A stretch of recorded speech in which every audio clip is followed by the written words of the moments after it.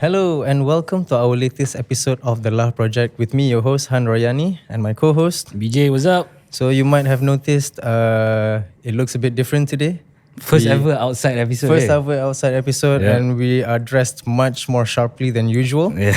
So the reason why is because the occasion calls for it. Yeah, the occasion calls for it. For sure. So we are actually at Wisma MCA for the ASEAN Summit 2025 right here in the heart of Malaysia in KL. Kuala Lumpur. So our guests today are quite special because they're not from Malaysia. Yep, our first overseas guest. Both of them. Yep. Yes. First ever overseas so guest. please welcome to this show Sekar and Jeff. Jeff and Sekar from Greenpeace Philippines and Indonesia. Yep. So welcome to the show, guys. Thank you so much for coming. Yep. So how about you guys explain a short introduction about yourself and what you guys do for your respective Sekar? yeah. Okay, my name is Sekar Banjaran Aji. You can call me Sekar. I am a forest campaigner coming from the Greenpeace Indonesia, and I am actually an environmental lawyer.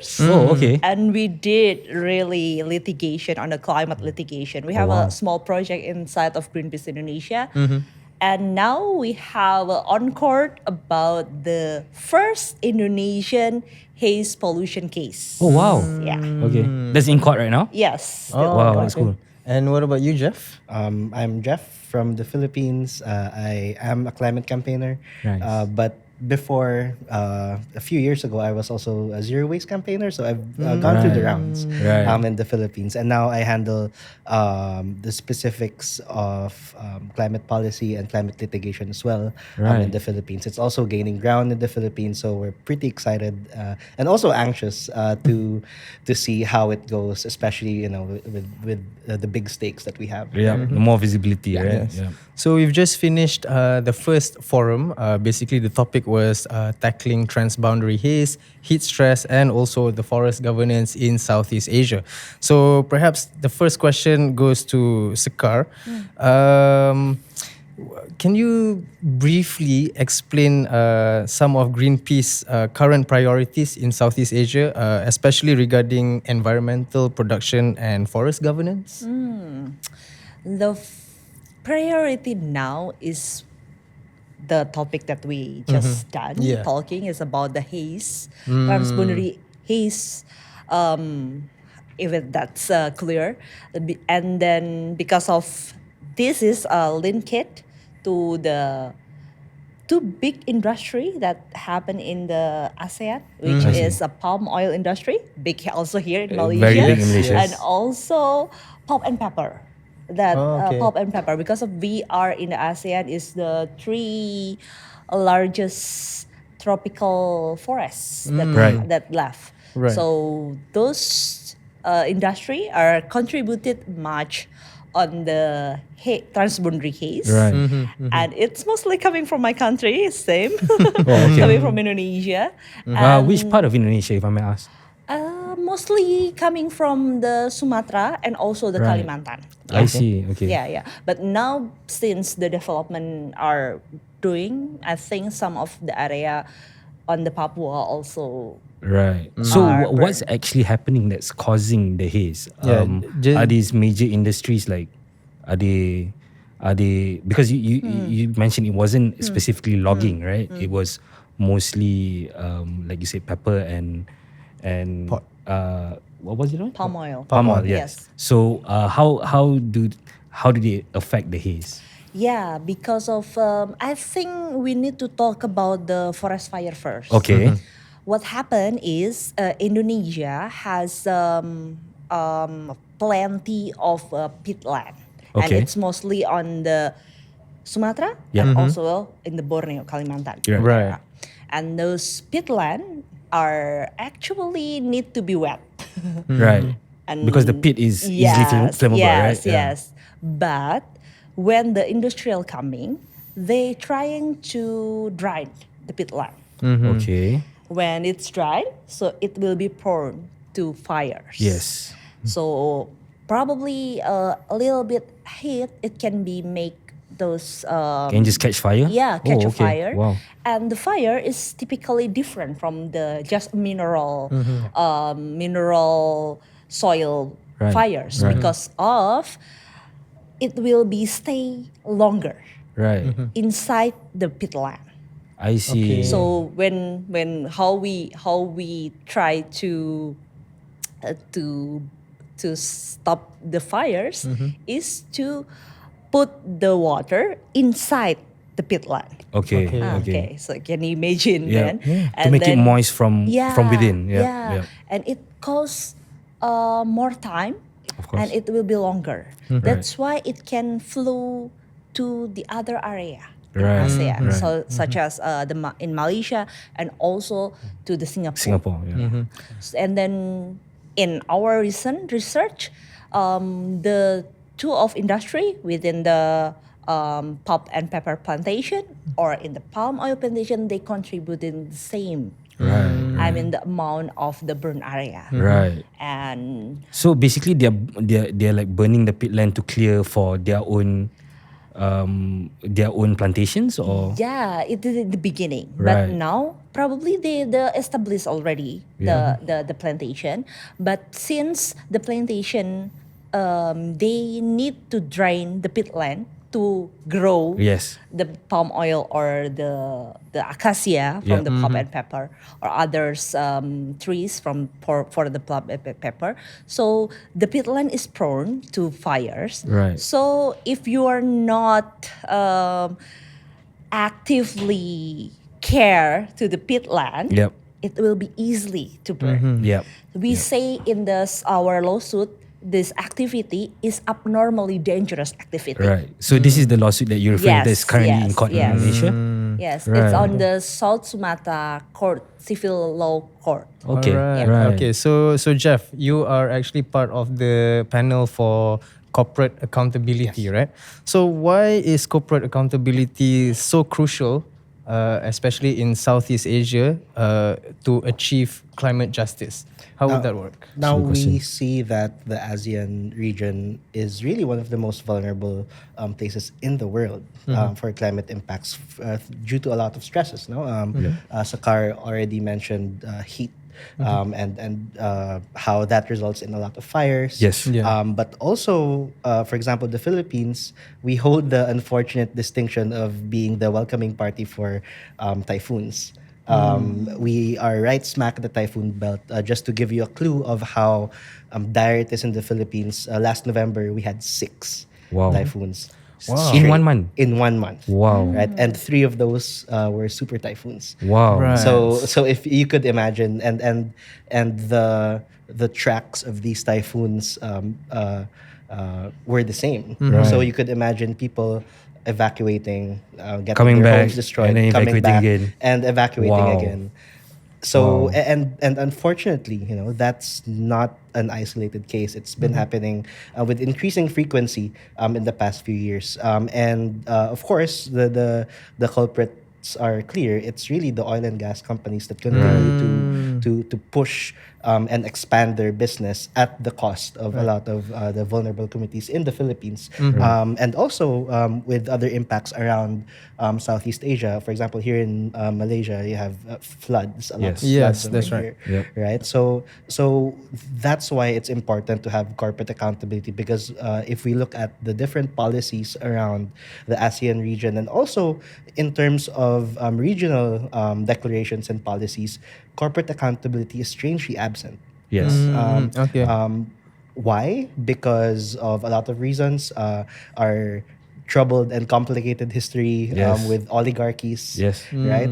How governments and businesses are usually in bed with each other. Yes. Silent corruption and all that. And corruption. And really the main culprit is really profit. Right? Yeah. Just course. more and more profit. I think it's the same Yeah. with Indonesia. No, so that's why we need mechanisms to hold them to account, because it's not it's unacceptable that Yes. they only do their business purely for profit. They really should look into the impacts of their business, Yeah. and the world is already shifting towards a more sustainable and renewable source, and there's really no other reason for them not to do it. Yes. Right.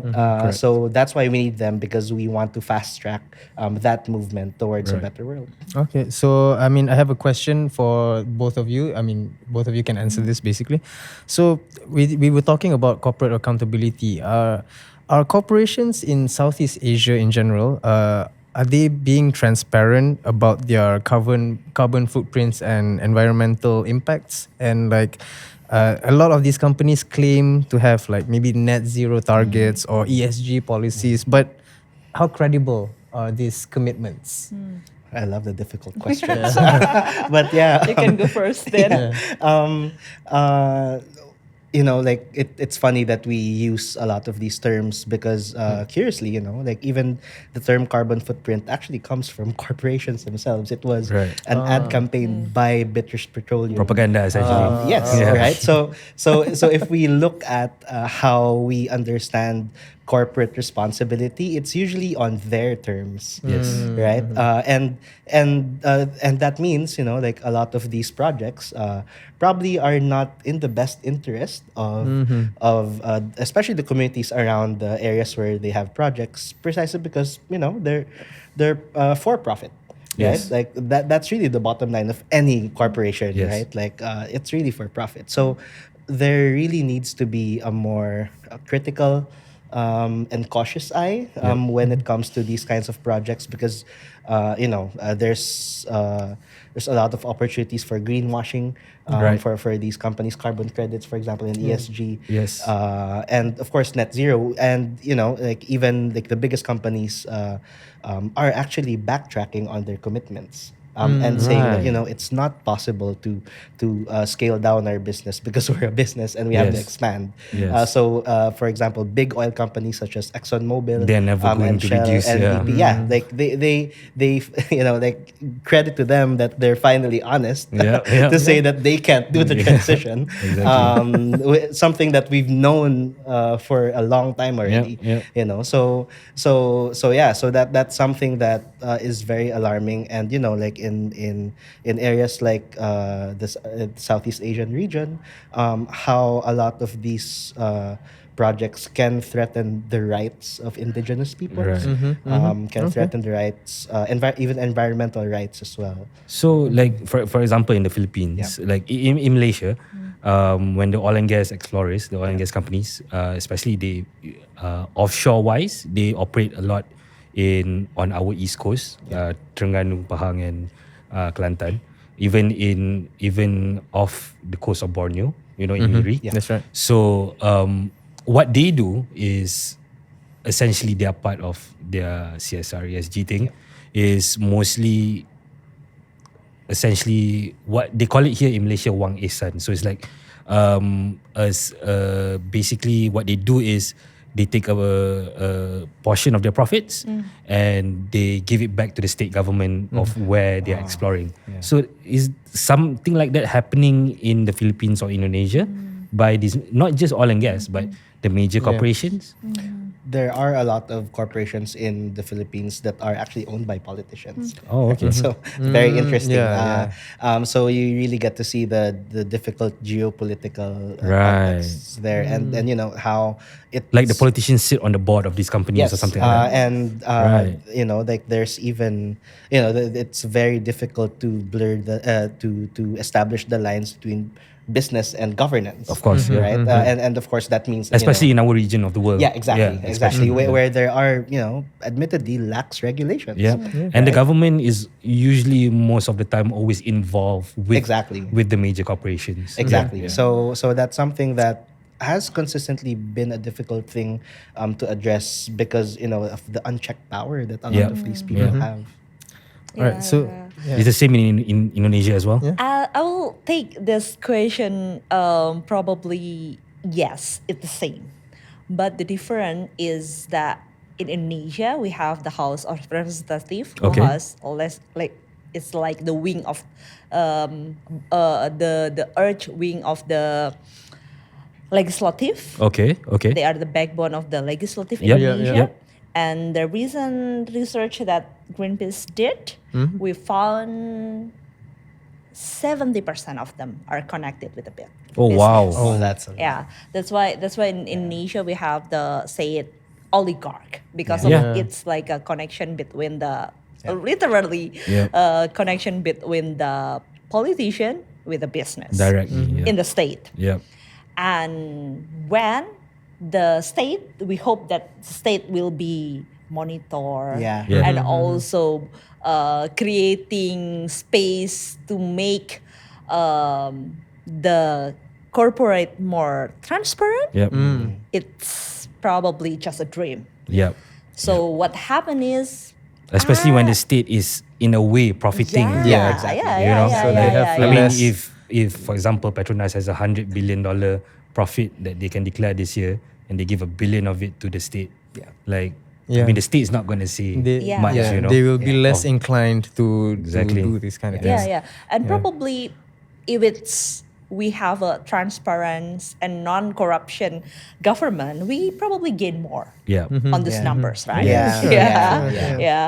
And because of we didn't get the numbers and we with the livelihood of the people Right. are, I can say Indonesia right now is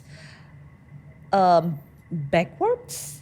We are Okay. not really Moving forward. going through more transparency or more democratic country. The our rank in the world are decreasing, and it show that we probably need the power of the people. Right. And with this one of the litigation and Right. climate litigation, it can push, we hope that it can push the government and also the corporate are more accountable. Right. Because of we sense that corporation will only doing something if the consumer and the market are make it Yeah. make Are them, benefiting, make benefiting it- of it. make them accountable. Yeah, And okay. I think it just in this kind of system, we see that the voice of the peoples and the solidarity between regions as the resident of the corrupt country is a very important. Yeah. To deal And I with would that. imagine like Indonesia would be quite a challenge to organize, you know. Of course. Because of, you know, you have so many territories. Yeah. You have the most islands in the world. Yeah. When I yeah, was yeah, thinking, yeah, right? yeah, yeah, yeah. Yeah, so yeah. like, yeah. It's I not imagine only that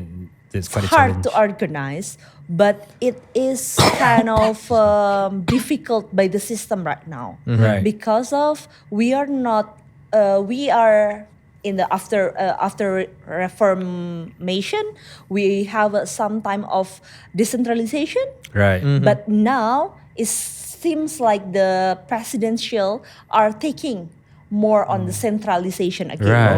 Oh, okay. So So- that's why it will be also more difficult for the people from the impacted areas are putting their voice towards the government. Right. Okay, so for both Philippines and Indonesia, are there any laws or regional frameworks in place to hold corporations accountable for their actions? And has Greenpeace pursued any or supported any legal actions against these companies that for their role in climate destruction? Yeah. So yeah. So two things. Since 2022 to 2023, Greenpeace Philippines has been actively supporting a legislation in the lower house called the Climate Accountability Bill or the CLIMA Bill. Okay. So it's a bill that essentially makes polluters pay.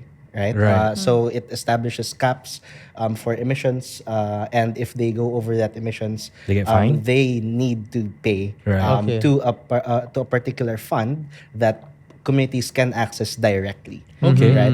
Okay. To fund recovery efforts, for Right. example, for loss and damage. Right. So it's akin to the Climate Super Fund of California, for example, Right. where they're able to get levies from big oil companies and use that money to fund recovery efforts Right. because of wildfires in California, Okay, for example, okay. right? So we're actively pushing that. It has passed the committee level in Oh, that's terms great. of discussions, but since we also had recent midterm elections, Right. the process will restart. So there's a lot of work to be done, but that's really one of the things that we're really pushing for, passing that bill. The other one is also that we are actively supporting a lot of frontline communities that are looking at legal actions against not just oil companies in the Philippines, but global carbon majors. So, for example, last year we supported one community member. His name is Frank Marba, and he, together with different people around the world, filed a criminal case against the board of directors of Total Energies. Criminal case, in France because of their knowledge of climate impacts and how they knew that their business operations are directly affecting those impacts. Unfortunately, the case was dismissed just a few months ago, weeks ago. Yeah. But of course, this is strategic litigation. No? Like that. Yep. That's really one of the just one of the few things that's in store. And that really shows the appetite of a lot of these frontline communities to hold big polluters to account, even though these polluters are not domiciled in the Philippines. Like their main offices are outside. Right. Like Total is in France, for example. So that's also an increasing trend that people are looking at transnational litigation. That's great.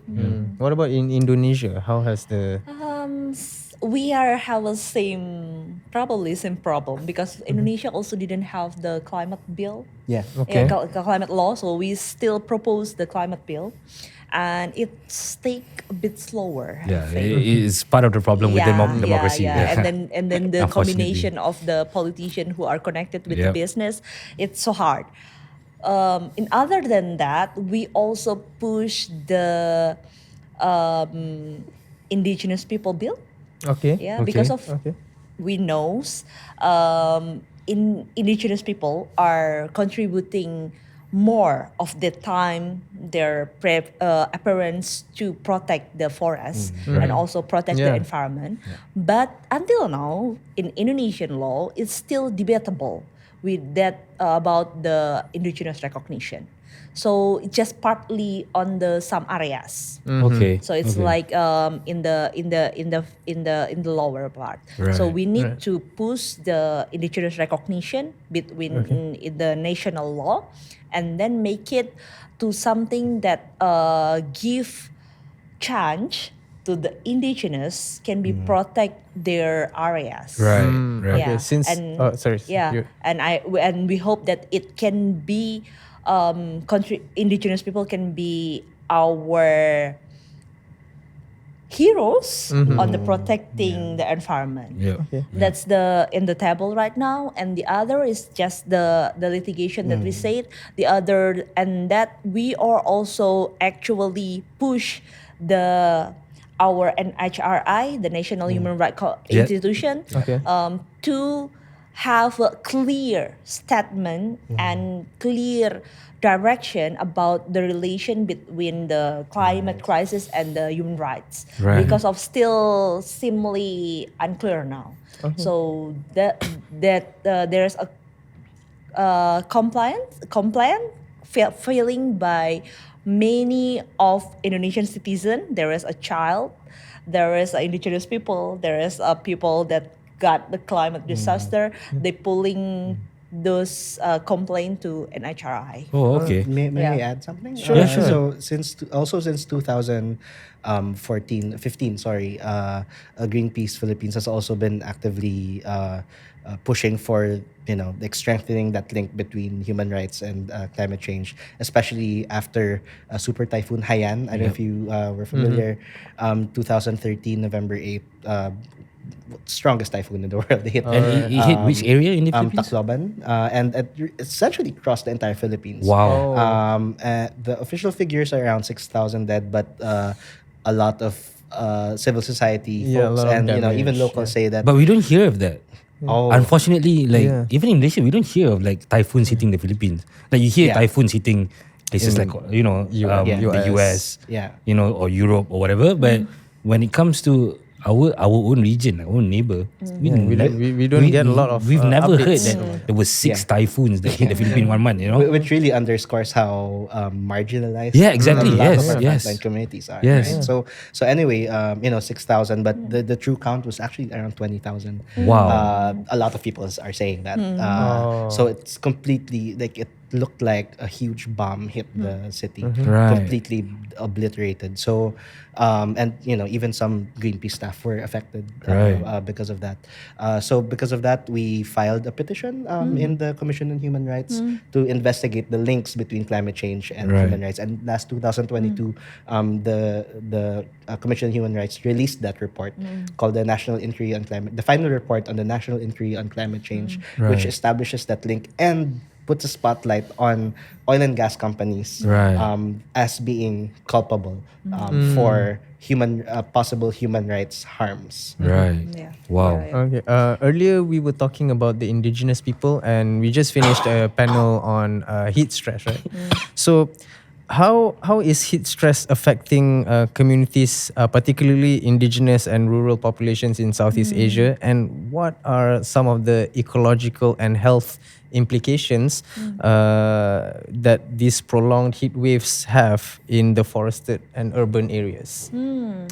It's a big difference to the indigenous people and the local communities because of they are very connected with the forest or their farm.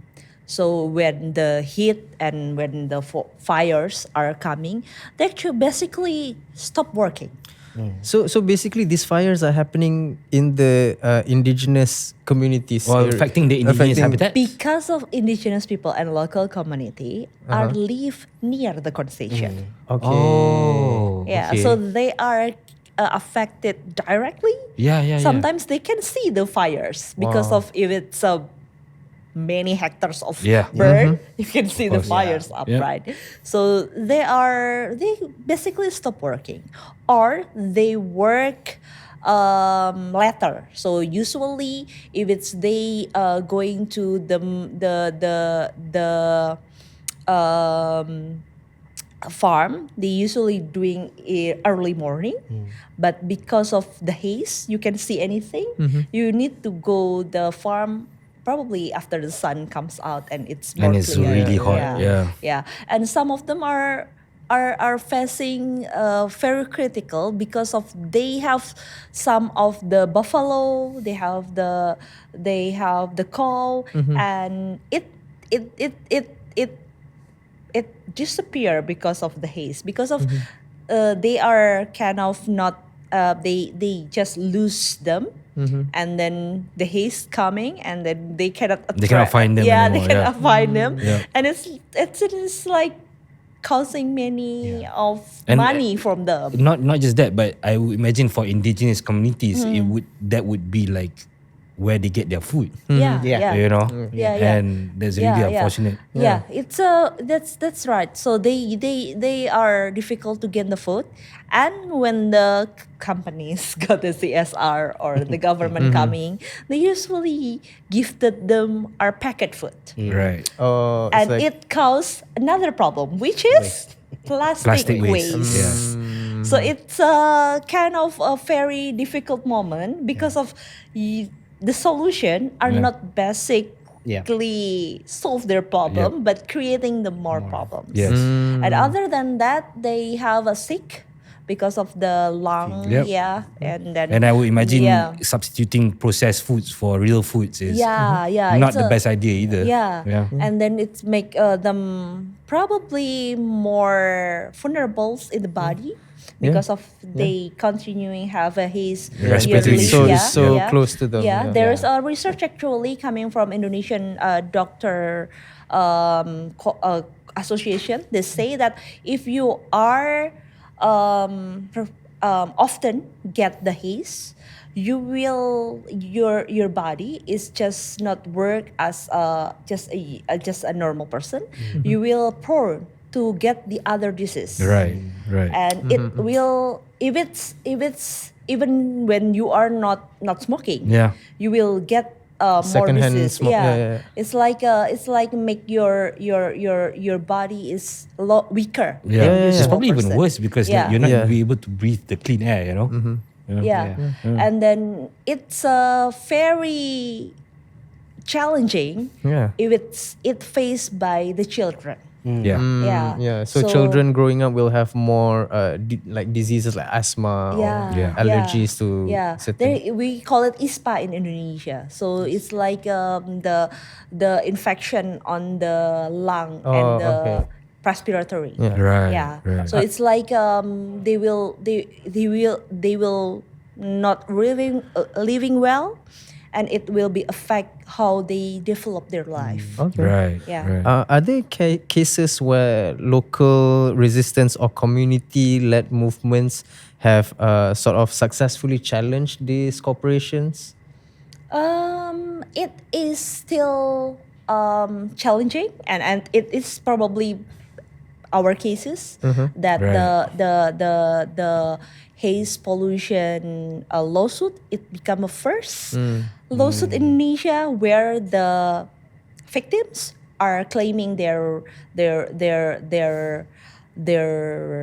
things that need to compensate by the companies, and it will be first market share liability cases in Indonesia. If it's done, it will be jurisprudence that probably can change how the victims, how the people can make the polluters more accountable. Because of when we are using the market share liability, you can it will be easier to proceed the polluters. You need to prove the causalities, and when it's proving the causalities, you can charge the companies by the thing that loss on your side because of the activities coming from the corporate. Right. So how hard is it to prove the causalities? Like for example, like Jeff said, the new study that came out, right?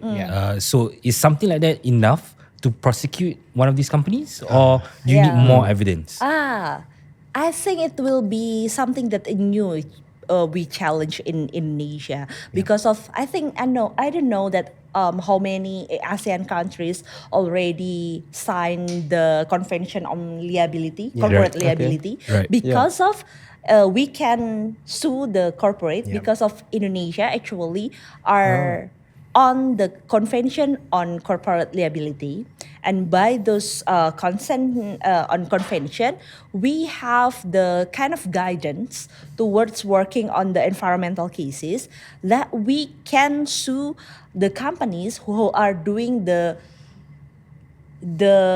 dangerous activity, the dangerous activity that we can prove that what happened with us is impacted directly by those dangerous practices. So that legal instrument now exists for the people. It's now exists in Indonesia, but since it is on the civil law area, they are mostly forget it. Right. So this will be the first cases when we challenge that using those kind of market share liability things.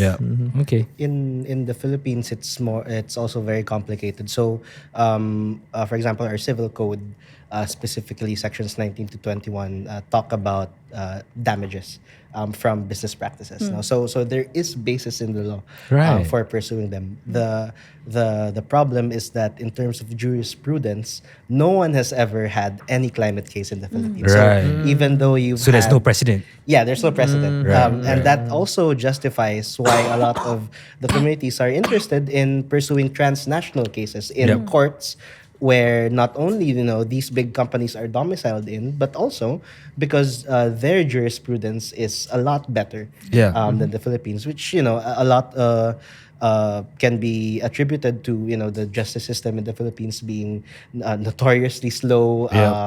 It can take 6 months to a year just for a judge to hear your case. The backlog is just so long. Going back to jurisprudence, like there's just no established rules of evidence for climate impacts. Understood. No one Right. has thought about that yet. Right. Even though science has gone so far, Right. in terms of development for these kinds of sciences. So there is a disconnect between how fast attribution science is developing with jurisprudence in especially in countries that are most impacted by like extreme weather. Right. Okay. So previously, like in Europe, they have this thing called the Paris Agreement. Yeah. So how The can Paris Climate Accords?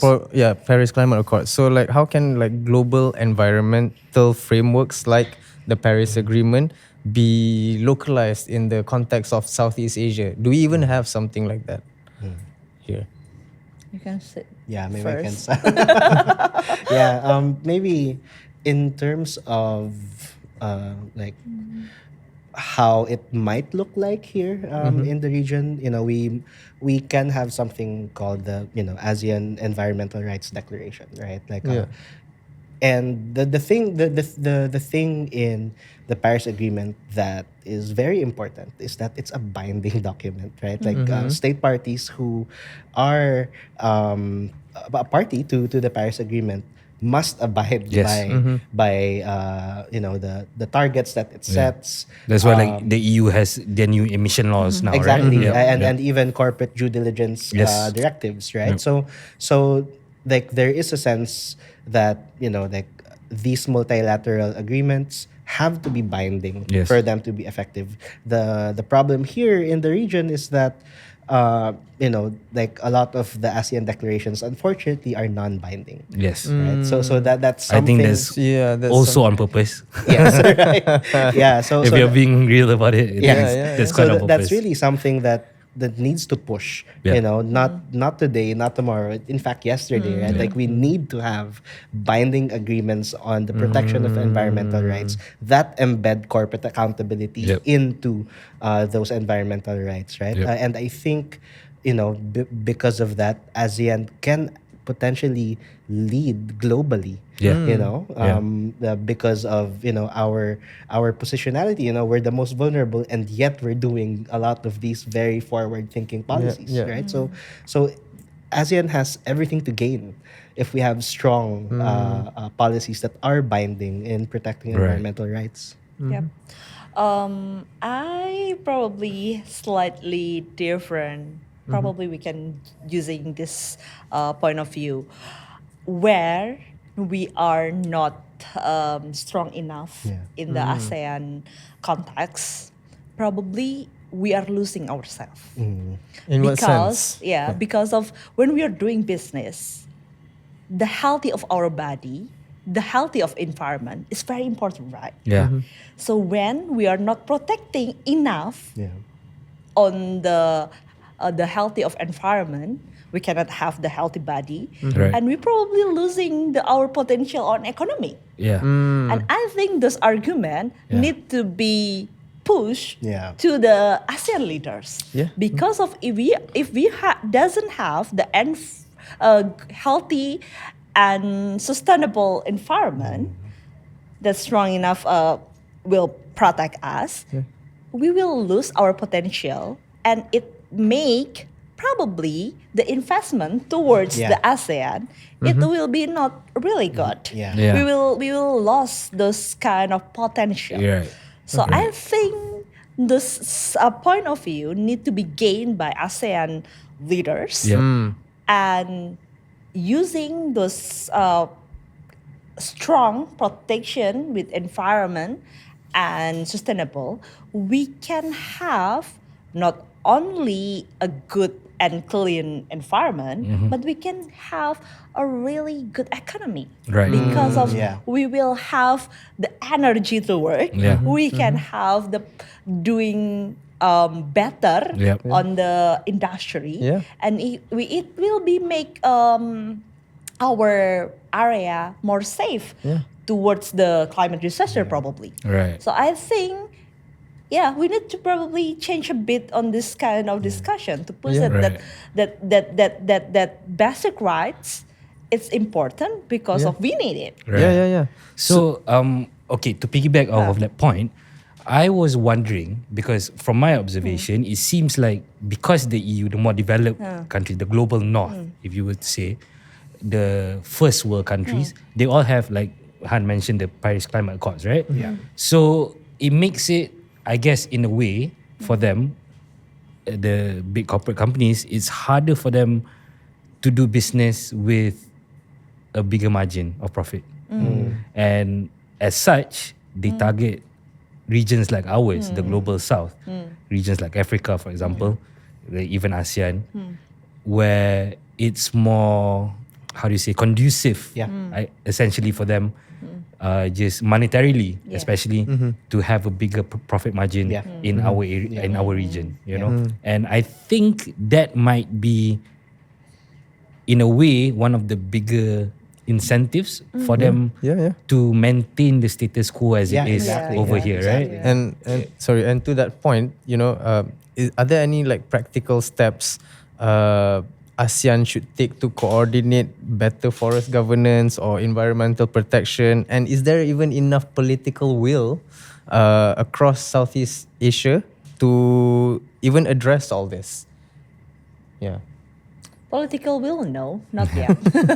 That's why I think we need to change the perspective of the ASEAN leaders. That the basic rights is important to us to work better. And when we work better, we can gain more investment on that. Economy improves. And then when we have a good transparency and sustainability, it will be good also to our corporate to can have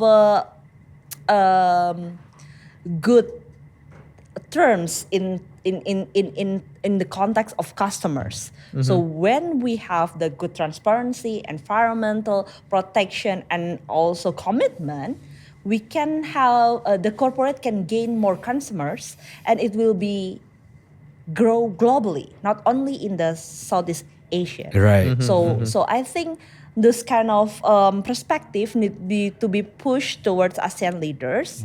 That when the ASEAN leaders push to corporate accountability, it's not damaging their profit. It's actually investing to be more profit on this area. Because of it will create more customer. It will be create a more investment on the green investment, for example. And maybe I can add something to that as well. That you know, the transition will happen sooner or later. Yes. Right. The more that these businesses refuse to acknowledge, you know, that their business practices are really causing the crisis, right, and transition away from that, it is them that will lose more money. Yes.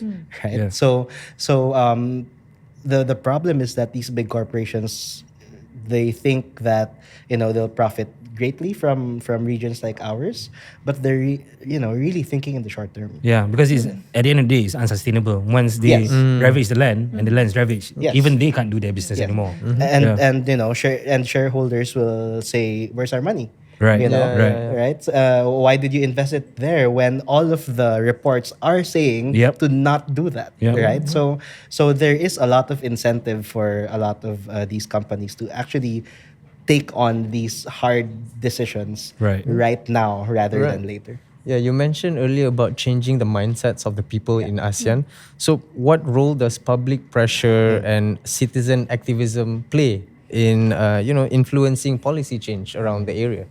How strong can the public be in terms of pressuring these big corporations and big nations? Like for example, you mentioned Sekar mentioned how there've been like independent studies trying to show the causalities, not say causality, but the relationships between the major politicians and the big corporations, right? So is there a way to like expose that to an authority where they can take action against these politicians?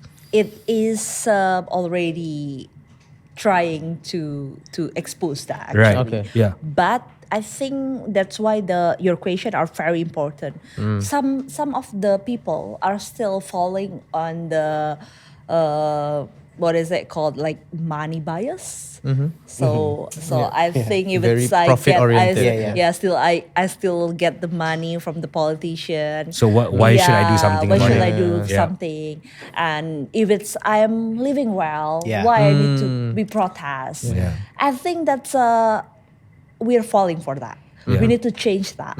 I mean, if me and Jeff here can speak about our people's rights, it means everyone can speak about that. Yeah. Yeah. And when everyone speak about that, the politician will be addressing them more than just me and Jeff talking about this. Yeah. So I think the unity of the ASEAN is important because of we are have the same issues, Yeah. and we Agreed. need to make our readers to do that, to push it, and also to make the pollsters are more accountable because we are the voices. Yeah. And if it's we just just say and stay listening the La project, not doing anything, Yeah. it's probably something wrong Yeah. with us because we know Agreed. how to change the system. Yep.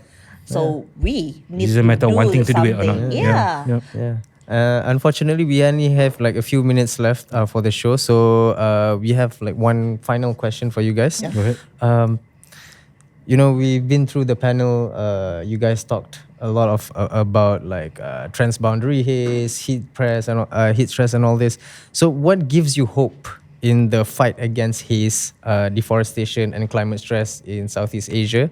And what immediate actions should normal people do in order to change all this? What can the average citizen What can the average citizen do? to be a part of the change? Okay. I think we need to remember that we are now in the boiling era. Yeah. Yeah. Not only crisis, but it's boiling era. Oh, yes. So the hope is to save our life and probably our loved ones. And to do that, we need to talk more about this. Yeah. Talk towards our family, towards our children, talks everywhere. Right. Because if we are talking about that, it can be matters for everyone. And when it matters to everyone, it is the time we get our climate justice Right. and our justice that we need. Right. There's this saying that the climate change gets nearer and nearer in your phone screen until it's in front of you. Right. And that's really something Yeah, that a lot of us unfortunately have the, sad privilege of experiencing here in the region. We are at the front lines This is the reality of it. of the climate crisis, and it's a matter of time for everyone else feels it, right? And to also belabor Sekar's point, like we need to talk about it more. We need to talk to our parents who might not believe initially in climate change. Yeah. Yes. For example, to our friends There who, is a challenge with the older generation. to our friends who think that individual responsibility is enough. Yes. There needs to be a paradigm shift in how we talk about the climate crisis, the boiling era, right? And when we gather enough courage to talk as one voice, we talk to our decision makers, we talk Right. to policymakers to make them feel that this is the future that we want. Right. A future where justice is secure and our survival is assured in this era. Right. All right. For our final remarks, would you guys have any words that you can say to our listeners, at home listening? Is there anything that they can do, because you mentioned earlier, there's a lot that we can actually achieve. So how do we make this a reality? And any final words to our listeners? Okay. The La Project listener, please not only listen, but also start talk now. Start talk now about our problem. And this is probably the way we can save our loved ones. Nice. And for me, just take action. No, it's such a cliche thing to say that we need to take action, but unfortunately, there's no other urgent thing than to take action. And that's really what's needed right now. And we have to take action together to be able to address this crisis. And it's really for our loved ones. It's really for our loved ones that we're doing this. So we remember that and we take action. All right. Thank you guys so much for joining us on the show today.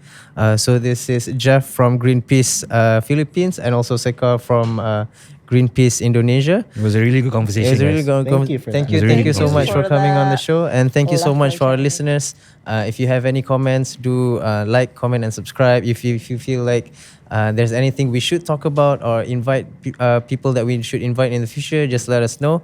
And until next time. All right. See you guys. Bye-bye. Bye-bye. Let's go.